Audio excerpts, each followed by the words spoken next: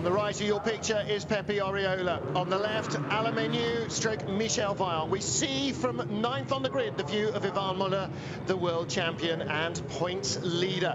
Ready for the start of round 14 of the FIA World Touring Car Championship 2012. A standing start, and once all 22 cars have come to their grid spots with James's, Nash and Thompson on the back row, we'll be ready to get this underway. The final European race, we're at the Circuito do Algarve in Portugal, and in Portimao we will find out who wins the final European race of the season. 10 more to go after this, but first 11 furious laps. Away they go. Slow start from the front row men, and Gabor Weber left on the grid, and they just avoid him, and into the first corner. Menu on the inside. Coronel will go inside Oriola as well if he can. Can't find the room. Oriola's on the outside, 4 wheels off the track, and through goes Menu. Coronel still in second. Alberto Cecchi in third. Norbert Michelis in fourth. BMW's looking very strong at the start. Coronel leads big black lines out of the hairpin. Tries to go around the outside. And Muller and Huff have not made up much ground. It is Menu, or rather Michel Vaillant, that leads down the hill. Everybody trying to make up places now. Dream start for Menu, and the other Chevys. Is that Muller coming down the inside of Huff? Tried to. Huff was 7th, Muller 9th, and Huff gets bounced out. If that's not Yvan inside him, it was Yvan inside him. So you're right, Muller had got by Tarquini and has now bounced Huff off the road and gone by. Can Huffy repay the compliment? I think he's going to have to. There's no point being nice to your teammate because he's not always nice to you. Just behind them, Daste and Engstler and Bernani. Engstler, Bernani and Tarquini. Daste's gone by. So Menu leads. He's pulling away fast from Coronel. Huff has got to make a move. He cannot follow Yvan for the rest of the championship. And if it means that they're going to be not talking to each other, well, that's the way it has to be. Yvan is happy to sacrifice that to be world champion, and Rob will have to as well. He can't deliberately have his teammate off in a random manner, but he's not got to allow Yvan to get away with strong-arming him out of the way. That's the problem. Into that turn 6, which where you come down and down over the dip into the second gear hairpin. The traffic will concertina up, and obviously Huffy got held up with a bit of traffic, and Muller just jumped him. Menu's gone. Coronel in second, towing along Pepe Oriola, Alberto Cecchi, Norbert Michelis. Thiago Monteiro had a big moment dropping down out of corner 16. Coronel under pressure. Oriola's going to sweep around the nose. No, he's not. Coronel gets hard on the brakes on the inside, and behind him Cecchi holds on from Michelis and Monteiro. Behind Monteiro, Tarquini was 7th. Great start again from Tarquini from 10th on the grid. Daste 8th, Muller 9th, Huff 10th, and Muller and Huff behind Tarquini as Monteiro gets side to side with Michelis, trying to pass Norbert, who is not giving him room. Menu is gone. Here we go, Tarquini, what a run from him down the inside. Great move, passes 2 under braking. Yes, he does. Gets by Michelis, gets by Monteiro, and here comes Muller. Watch the first of the blue Chevys. Huffy's getting shuffled out again there, so he's got to be careful. Muller's making good ground too. Well, Huff had a great weekend in terms of points, didn't he, compared to Muller and Menu last time out, and he's struggling here. Daste is still in front of him, and as Muller makes places and Tarquini seems to be buttering his way through the field, Michelis and Monteiro again wheel to wheel. Michelis on the grass, comes back on. That's a place for Huff. He tries to go the long way around Daste. Now he's got the inside line at the top of the hill, Matt. Well judged, well timed, and Muller inside Monteiro is going to be in with the stewards again. Oh, and Daste's off, and so too is Engstler, and Michelis might have been in the middle of that, might have been just a bystander. Yeah, Monteiro's got, this is Huffy's chance. If he sits on the back of Monteiro, he can follow him through. See him give, he's pushing. Muller's got the run now. He's going to have the inside line. Monteiro won't be able to hang on around the outside, and Huff's got to go with Muller. Got to stay on the inside. Let Muller take the rap for forcing Monteiro wide initially, but Huff has got to slipstream his way through. Can't keep the pace. He didn't have enough room to run wide, Matt, to keep the momentum up, and he's on the curbs on the inside. This is really brave. Monteiro on the outside is really being brave there with Huffy inside him on the line. That's a very hairy corner. 5th gear, car and weights, then goes into compression, maximum speed to try and get the big run onto the start-finish straight. They're still fighting coming into the braking area. Coronel, Oriola and Cecchi's going inside Oriola, and Huff finally gets by Montero, hangs on to 7th. Montero was right by him there again, almost got the overlap.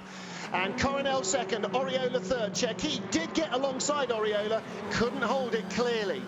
Menu 3.9 seconds clear in another race here, as everybody else has got their sleeves rolled up. Here comes Tarquini down the inside of Alberto Cecchi, and Tarquini into corner 5 moves up to 4th place from 10th on the grid. This is only lap 3.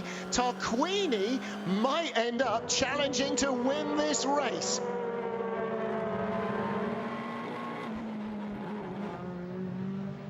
Gabriele Tarquini in the red and white Lukoil Seat. What a great start to the race he's had. Matt Neal, you talked earlier about lower tyre pressures being great in the opening laps before they climb too high and start to give away performance. And maybe Tarquini has gone softer than anybody else.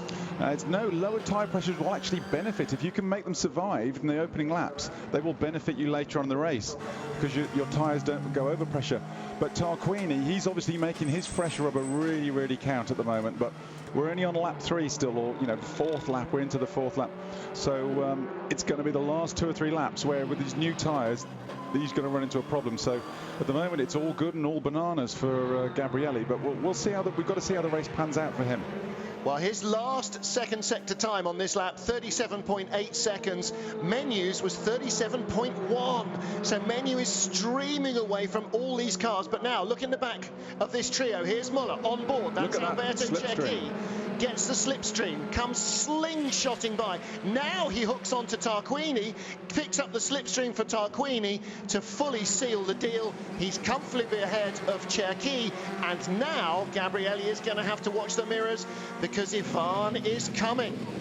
Ivan's fired up. He's definitely in hunting mode, isn't he?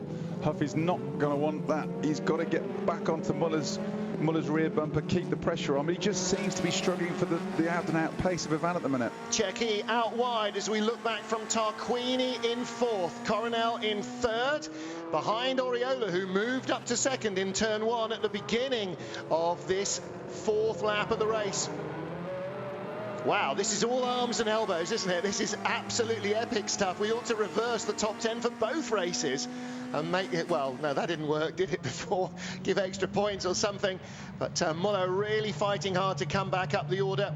He's in 5th position now, and Tarquini in 4th. Just to remind you, they started 10th Tarquini and 9th Muller, so really be making great progress. And you're right about Rob Huff. He's struggling, and in the pit lane is the Bamboo Engineering car of Pasquale de Sabatino, and also is Stefano D'Aste. One right puncture, one left puncture. I'm suggesting those 2 wheels may have made contact with each other, Rob. Rob? Muller's on it. Yeah, Muller's having a go at Tarquini. Putting Tarquini under pressure now. And we talked about how when Muller put the moves on Tarquini in the first lap, Gabriele didn't fight him off perhaps as vigorously as he would have done with anybody else because they're so good buddies. But Gabriele said afterwards he felt Muller took advantage unfairly. And again, that changes the dynamic because Gabriele's not going to let him do it again. Fool me once, shame on you. Fool me twice, shame on me. Muller's not going to get that again from Gabriele. The door will be firmly closed. Out comes Pasquale di Sabatino in that Bamboo Engineering Chevy. Yeah, Muller's just got raw pace at the minute, though. He's if he can just clear Tarquini, then he can have a real... Oh, he's... Yeah, there out you wide go. Over the asphalt. Again, carried so much speed into turn 1, he couldn't handle it on the exit, and that's exactly what Tarquini said he did at the opening of race 1. And that's why the stewards will look again at the footage afterwards. Bernani is out. Watch Gabor Weber, second row, stalled at the start. That was so lucky he didn't get run into there. Boy, look further back on the grid, how late the avoidances are. James Nash, look at him right at the back, on board with Coronel. Recovering from the start, and Montero. Oh, that's why Rob Huff is losing pace. You don't get a belt like that in the back of the car without it doing some damage. See through turn 3, very, very tight, very scrabbly. There is actually a race going on, so let's get back to that now. There's Ivan Muller, Pepe Oriola second, Coronel third, Tarquini fourth, Muller fifth there. And that belt, it doesn't need to have done much to Rob's rear alignment to make the car really not handle well. Well, that's Bernani and Daste got together. And Dudicalo again. Yeah, well, he was unfortunate, wasn't he, Dudicalo, to get snagged in that. Tomo has made good progress. Thompson into 11th place, by the way. Yikes! That's not a good look when you turn around and see the traffic coming at you. No. There's some fairly scary views from the passenger seat of a car around this track, Matt, but I haven't seen them looping around like that. I'm not sure I'd want to. On board again with Muller. Now, it's how they're running their cars, because with the air restrictors they run on these turbos, the anti-lag system is very critical, and how the settings they run it, if they run it on maximum, it just builds up too much heat in everything, and so they can only run it on full bananas for very short periods of time. So it's whether Muller's going to want to attack Tarquini, up the anti-lag, and then he'll have to turn it down, back it off, try and call. He's pushing hard, isn't he? Yeah, Gabrielli runs out wide. Ivan's looking to get to apex 2 in front of him. Can't. Oh, Alex McDowell inside. Thiago Montero. Thiago's getting attacked by everybody. Yes, he is. And through goes Norbert Mikulits. So Oriola still second. Alemeniu leads by 6.5 seconds. He's having a very boring race. Everybody else is having a mega race. Here comes Norbert Mikulits down the inside of Alex McDowell for 9th place. 8th place this is, because Thiago Montero was 8th at the beginning of the lap. He's now back down in 10th. Norbert Mikulits completes the move.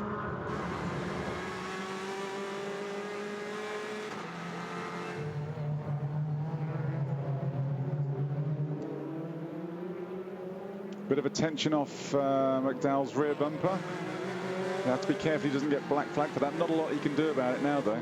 Well, I don't think it looks like it's dangerous. Also, it's very, very lightweight. It's not like a wing off a car, and these aren't open cars either, so you should get away with that. Alemeniu well out front, and so many battles up and down the order.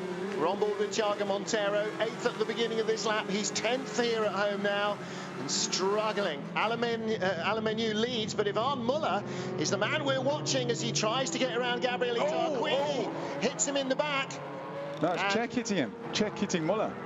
Alberto Cecchi hit Muller, and Huff is right behind. Well, that's because Muller had to back out as he was running into the back of Tarquini, and Gabrielli's got a good run onto the straight. Cecchi drifts a little wide. There is Michel Vaillant, Alemeniu, our race leader, 6.6 up on Pepe Oriola, who's got Tom Coronel closing slowly. Cecchi has pulled out of the line and lets Huff go by.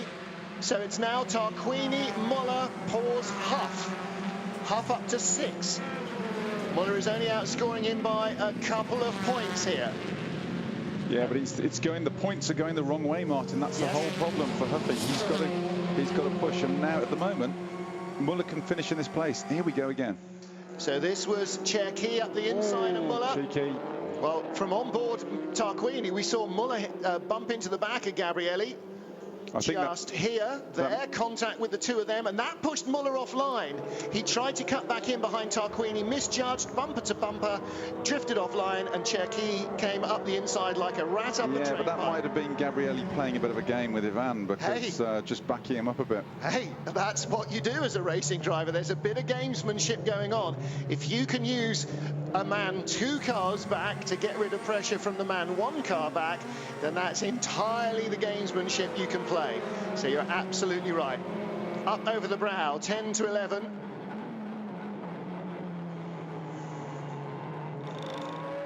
And plunging back down the hill, great compression there. Here's our race leader.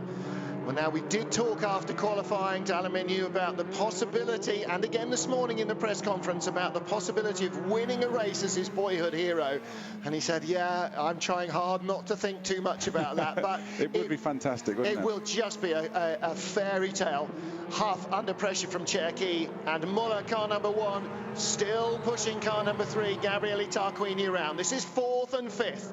You'd think this is the World Championship deciding race here. Yeah, Muller's definitely got pace on Tarquini, because he drops back and then he's straight with him again. The question is, how will the tyres compare? Second and third on the right, fourth and fifth on the left-hand side of your screen. Tarquini stays, driver's right, whoa, hits the curb, that's it. Hits the inside, those big curbs, bounces out of line. Huff's up there, Tarquini's trying to turn in, gave Huff no chance to avoid the incident, and that plays into Muller's hands. No, it doesn't. Tarquini spins out, takes Muller off, and Huff is damaged because Cherki goes up the inside, or maybe he just lost momentum. Wow. Well, Tarquini trying to force his car into a gap that was never there. Starts with this, off the curbs, Matt, and then where's he going? That was a good clean move off Muller. He made him go tight and go defensive. Then Huffy got in the back. Tarquini tries to close the door. Does he tag the back of Muller? Yes. No, Muller lost it. No, his nose tapped Muller's rear bumper as he turned in and just rotated the car completely. But Tarquini trying to turn in here. Bounces off the curb on the inside. And Eric Neb going, what happened there? Ooh. Wow. That's one that I think John Cleland is probably pretty glad he doesn't have to try and sort out. Alberto Cherki now in fourth, ahead of Huff and Muller. Now, is Huff going to be looked at to serve a penalty for that? I would be surprised if he wasn't. I would be surprised if he wasn't, but honestly, did he turn Gabrielli around? He was on Muller's back bumper. Gabrielli must have known there was no room for him.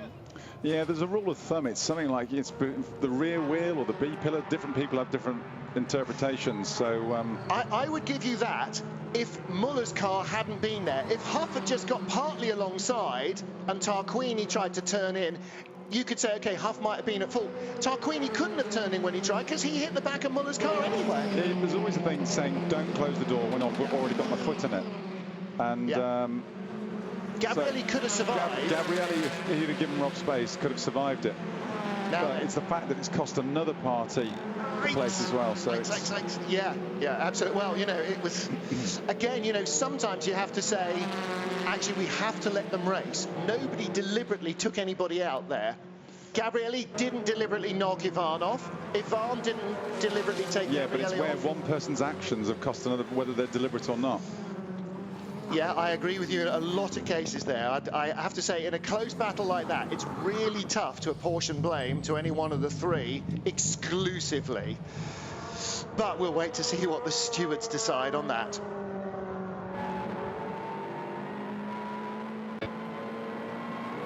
Lap 9 of 11 here in Portimao, and Rob Huff in fourth place, ahead of Alberto Cherki and Ivan Muller. Now, we know that Huff had a little bang at the start, but Muller now doesn't, Matt Neal, seem to be able to get back to the BMW of Alberto Cherki. And Huff, who lacked early race pace, seems to have a little bit more than Muller now. And is that perhaps a factor of what happens with their tyres?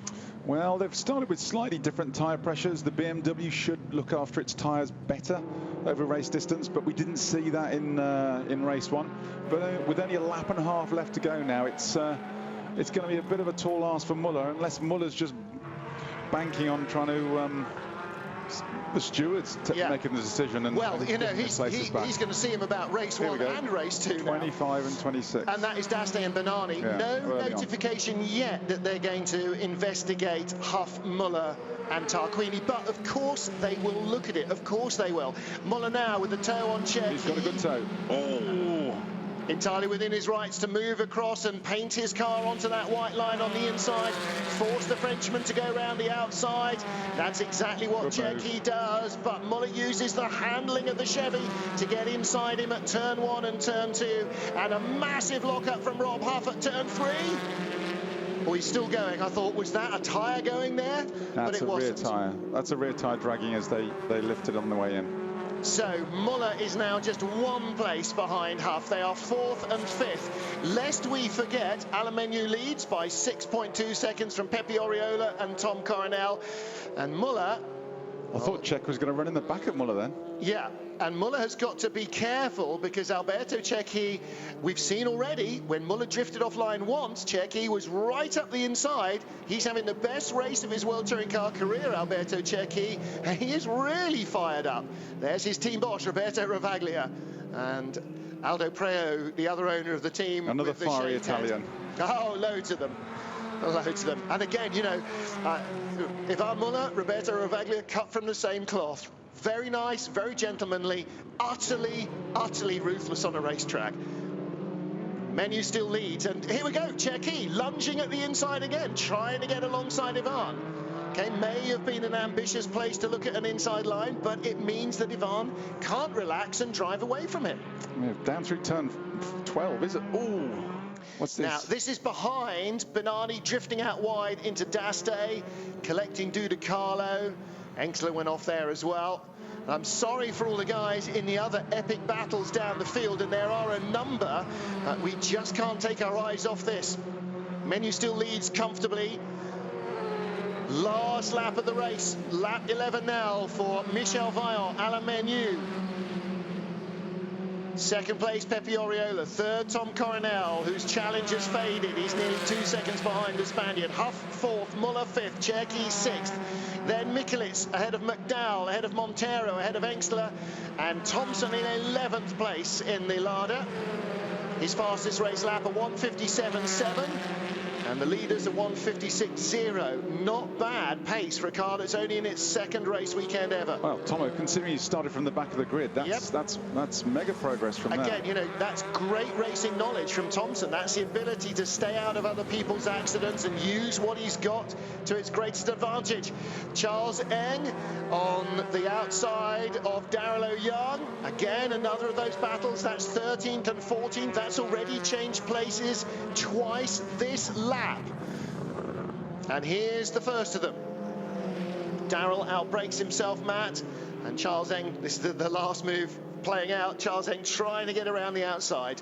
It is hard. Into these heavy braking areas, we've got 5 second gear tight corners which double back on themselves, and with the front wheel drives, your brake bias is very, very critical at the best of times. But as the tyres wear, you obviously have to adjust the brakes because your brakes are wearing as well, and you have to you'll play with it, the bias backwards and forwards, just to get the perfect balance as the race goes on. And Daryl's snagging a front, which is a real big no-no in front wheel drives.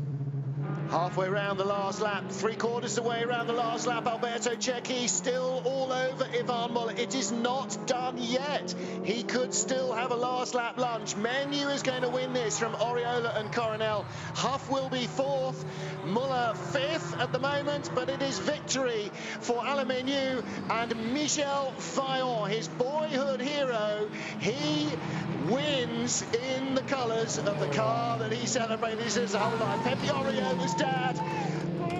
Is he jubilant because his son is second, or is he jubilant because he didn't win and he doesn't have to give up smoking yet? I'm not sure which is the greater delight for him. And throw a blanket over the midfield battles, because there is so much epic racing. Look, even in the background there, Daryl O'Young inches ahead of Charles Eng, 1/4 of a second. Pepe Oriola second, independent points victory as well. He is the Yokohama Independent Trophy leader. That's his first outright podium, isn't it? I'm not sure I think, yeah, he's had a heap of fourths, but it's first outright podium. That may well be it. Well, I tell you what, there'll be a tear in Alain Menu's eye. He's had a very easy race. He couldn't have dreamed of having such an easy race to win a race as Michel Vaillant. And has Tom run out of tyres, or is he having a bit of a donut moment there? He may be having a bit of a donut. And for Michel Vaillant, Alain Menu, a race win here in Portugal. And this is one of the big markets, we understand, from Philippe Graton for Michel Vaillant books. So the Portuguese fans will understand what they're seeing, perhaps a lot better than the English-speaking parts of the world.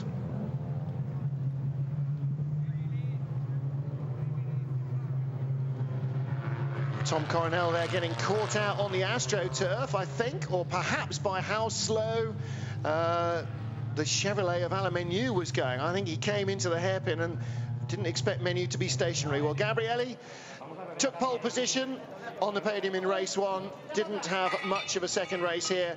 Looks like damage after that contact with the curb, probably as much as with Rob Huff. Yeah, can't we get Ben down to Gabrielli to see, get his side of the story? Yeah, come on, Ben. Come on, Ben. Run.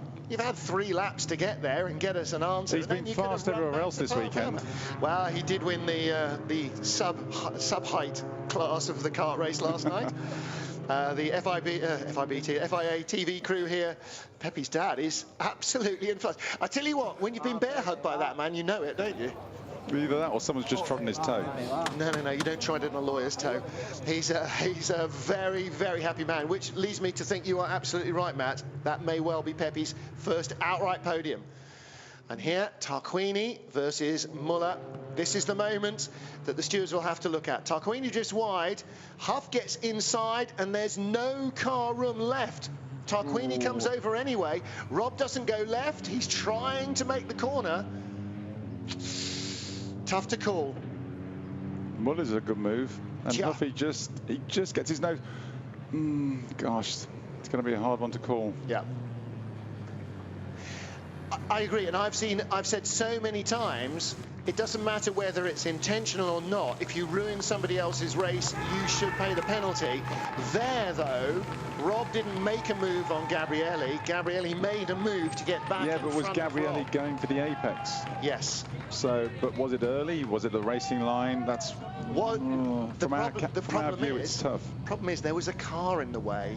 What? That's by the by. That's just. It's not by the by. No, you can't go for the apex, irrespective of where the other moving metal is. Whichever the longs and shorts of it are, that Michel Vaillant wins in Portimao. Alain Menu carries his colours, carries the name of the fictitious racing driver, and he's even had his hair dyed and trimmed his beard back to the bare bone to look like him. It's a massive moment, and there is Philippe Graton, the man who will be writing the 71st Michel Vaillant storybook. It's already partway written. We're already partway through the season, of course. And he did say in the press conference today that Michel is not destined to win in Portimao. There's going to be a twist in the story in Portimao. Well, Michel wins in real life instead. Alan said, what, do you mean I can't win this weekend? And Philippe said, not in the book. I can't tell you. So he had to make sure he did it for real.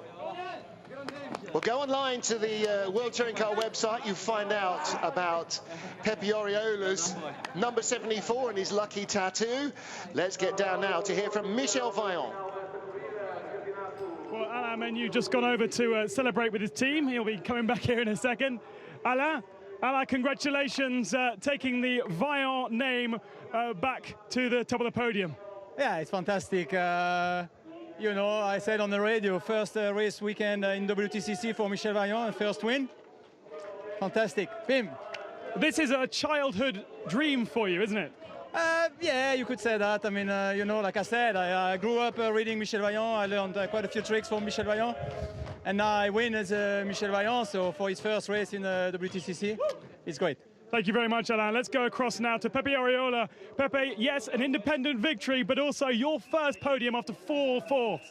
Yeah, it was incredible. The start was incredible, fighting with Tom, and after I was allowed to overtake him and push as hard as I can. And it's very good. It's the best life of my life, and I'm very happy because it was a lot of races trying to be in the podium and having bad luck. And definitely we are here, second of the overall and first in the event. Very, very, very happy. Enjoy it. Thank you. Well, he absolutely should. I mean, there's a young man who's really come of age in this championship this year. Pepe Oriola is right up there consistently with the very fastest in the business. Alain Menu, Michel Vaillant, the race winner. Pepe Oriola, the Yokohama Trophy independent winner and second overall ahead of Tom Coronel. Huff and Muller, 4th and 5th. Alberto Cerchi in 6th, second Indy ahead of Alex McDowell. More vital independent points and prize money for him as he tries to complete his season's budget. James Thompson 11th in the Lada. I think that's the last time we're going to see it this season unless they manage to get a flyaway budget for the Asian races.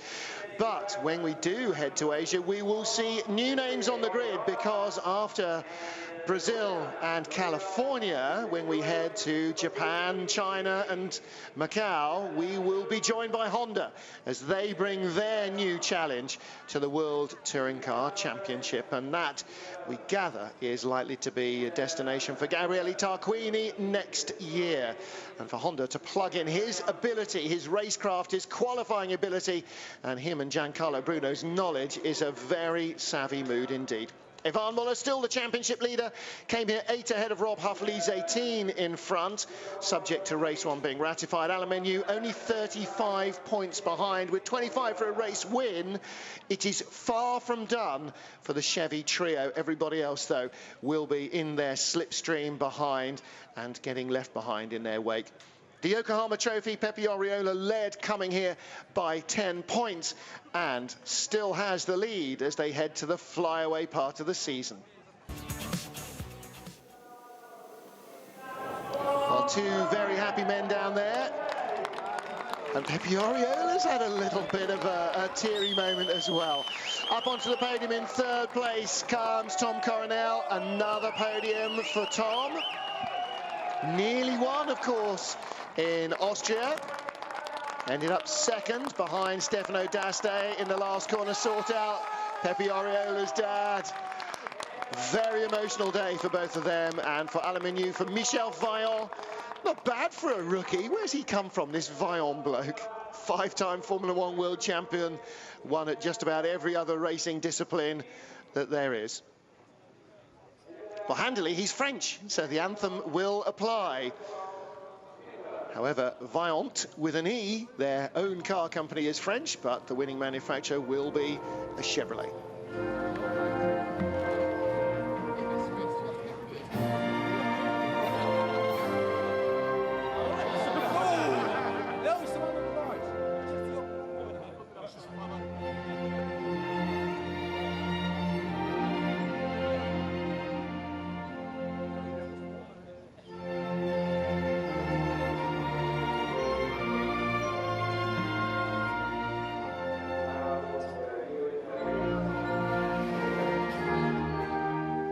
Swiss, of course, and the US anthem for our winning constructor.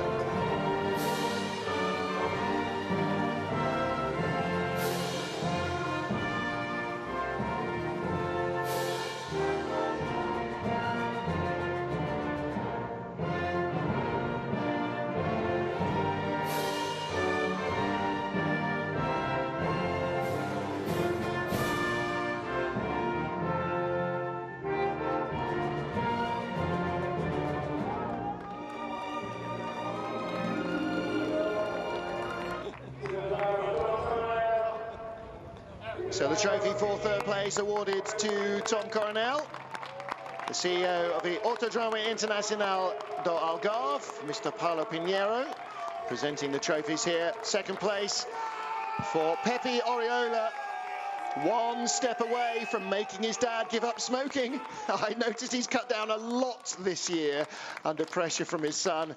And victory from Philippe Gratton, son of Jean Gratton, the creator of Michel Vaillant.